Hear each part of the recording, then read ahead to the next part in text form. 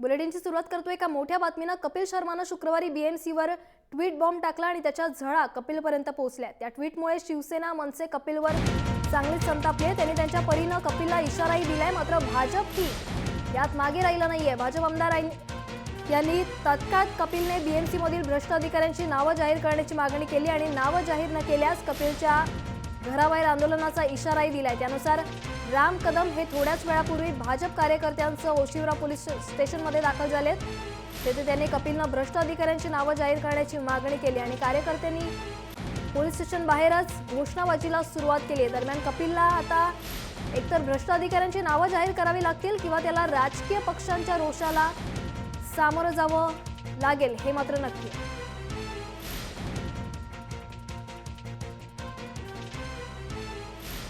या संदर्भात अधिक माहिती देण्यासाठी आपल्यासोबत आहेत फोन लाईनवरून आपले प्रतिनिधी रामनाथ दवणे। रामनाथ, भाजपचे आमदार राम कदम हे ओशिवरा पोलीस ठाण्यात दाखल झाले आणि तिथे त्यांच्या कार्यकर्त्यांनी घोषणाबाजी करायला सुरुवात केली आहे। कारण कपिलनं ज्या अधिकाऱ्यांची जे बीएमसीच्या अधिकाऱ्यांवर त्यांना आरोप केला होता त्यांची नावं जाहीर करावी अशी मागणी ते करतायत, काय सांगशील?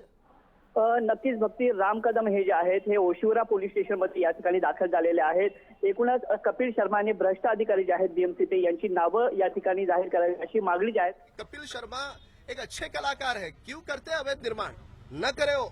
और अवैध निर्माण के विषय में कानून सभी को समान है, कानून अपना काम करेगा। उस पर कार्रवाई के लिए अगर अवैध बनाया जाता तो उस पर कार्रवाई के लिए आपकी पार्टी कानून सभी के लिए समान है। वो अवैध कपिल शर्मा बनाए या अवैध कोई भी सामान्य व्यक्ती बनाए, सभी के लिए समान। मराठीमध्ये हाच प्रश्न, आज ज्या प्रकारे सगळं झालेलं आहे, तुम्ही इथं ओशिवरा पोलीस स्टेशनमध्ये निवेदन दिलंय। 4 दिवसापूर्वी कपिल शर्मानं भल्या पहाटे ट्विट करून काही बीएमसीच्या भ्रष्ट अधिकाऱ्यांनी त्यांच्याकडे पैसे मागितले अशा प्रकारचं ते ट्विट होतं।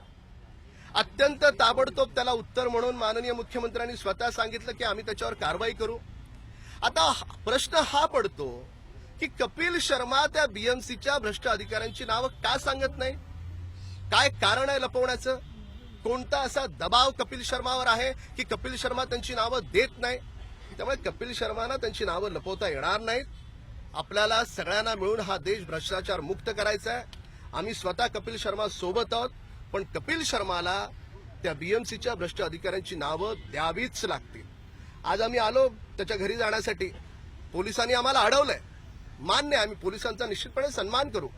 ते आधीच तणावाखाली त्यांचा नवीन तणाव आम्ही वाढवणार नाही।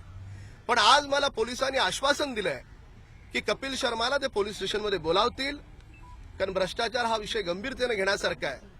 ह्याला काही आपण मस्करीमध्ये किंवा हास्य कलाकार म्हणून जसे जोक्स करतात तसं घेता येणार नाही।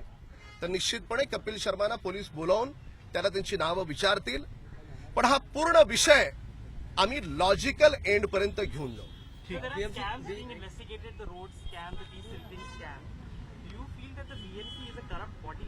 I mean, and these allegations of corruptions are true, and also, you know, there are reports that money is demanded when Everyone is aware that our member of parliament Kirit Somaiya has raised this issue long back about this road contracting, about this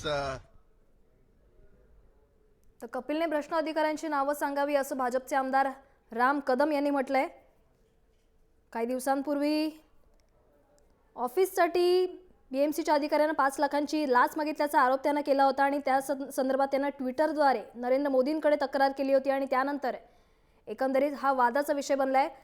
Ramnath Davane आपण यांच्याकडे जाणार आहोत। रामनाथ, राम कदम यांनी म्हटलंय की कपिलला भ्रष्टाचारांची नावं द्यावी लागतील आणि कायदा सगळ्यांना समान असल्याचं त्यांनी म्हटलंय, काय सांगशील? नक्कीच भक्ती, आपण पाहिलं की ज्या पद्धतीनं मुख्यमंत्र्यांनी देखील कपिल शर्मा यांनी या भ्रष्ट अधिकाऱ्यांची नावे सांगावी, तुमच्याकडे काही पुरावे असतील ते द्यावे अशी मागणी केली होती। त्यानंतर भाजपा जे आहे ही देखील या ठिकाणी आक्रमक झाल्याचं चित्र पाहायला मिळत आहे। राम कदम यांनी ज्या पद्धतीनं आज ओशिवरा पोलीस स्टेशनमध्ये जाऊन कपिल शर्मा याच्या घरी निदर्शनं करण्याची परवानगी जी आहे पोलिसांकडे मागितली होती, मात्र ती परवानगी देण्यास पोलिसांनी नकार दिलाय।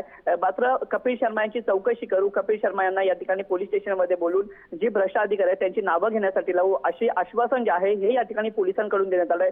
जर हे आश्वासन गणपती विसर्जनापूर्वी झालं नाही तर एकूणच आम्ही पुन्हा एकदा पोलीस कमिशनर जे आहेत यांची भेट घेऊ असं राम कदम यांनी सांगितलेलं आहे. भक्ती, यामध्ये महत्वाची गोष्ट म्हणजे आपण पाहिलं की बीएमसी संदर्भातला हा भ्रष्टाचार आहे.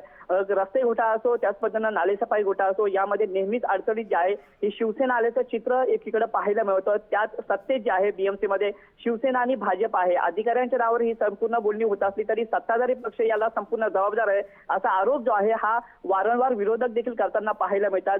कपिल शर्माच्या माध्यमानं ज्या शिवसेना देखील या ठिकाणी भ्रष्ट अधिकाऱ्यांची नावं जी आहेत ही या ठिकाणी कपिल शर्मांनी सांगावीत अशी मागणी जरी केली असली तरी कुठे ना कुठेतरी आता दबाव तंत्र जे आहे हे भाजपाच्या माध्यमानं जे आहे केलं जात असल्याचं चित्र हे पाहायला मिळतंय. राजकीय काही नेते मंडळांची नावं देखील याच्यामध्ये आहेत असं देखील मोठ्या प्रमाणात जे आहे कपिल शर्मा यांनी सांगितलं होतं. मात्र कपिल शर्मा यांनी स्वतः आम्ही मुख्यमंत्र्यांची भेट घेणार असं देखील ट्विट केलेलं आहे.